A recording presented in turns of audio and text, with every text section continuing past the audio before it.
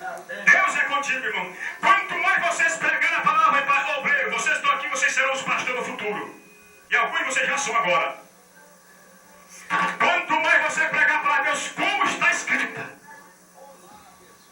mais levante vai ter contra a vida de vocês. Quanto mais você pregar o que está nesse livro aqui, mais pessoas serão salvas. Mas lembre uma coisa: o diabo vai bater as portas de vocês com pau de quina para sair sangue, usando pessoas, porque essa é a vontade dele, que ninguém seja usado por Deus. E eu quero dizer uma coisa para o irmão Fernando. Irmão Fernando, Deus vai te levantar, rapaz. Baixa a cabeça não. Deixa o sapato apertar. Ele vai se aliciar um dia, vai crescer esse sapato. Vai, irmão Fernando. Deixa Deus trabalhar. Não se desespera não, Deus tem chamada. E quando Deus tem chamada, deveria não ter luta, mas aí é que tem luta.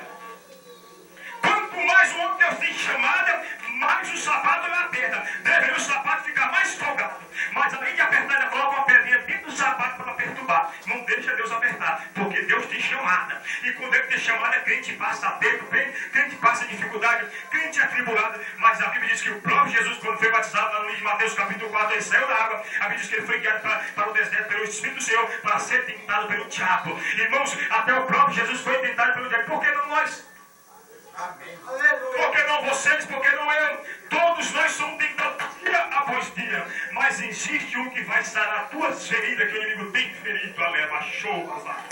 Meu Jesus na glória. Aleluia. Ezequias, irmão, chorou, buscou. Deus lhe deu 15 anos de vida. E as suas feridas foram saradas. Irmãos, eu quero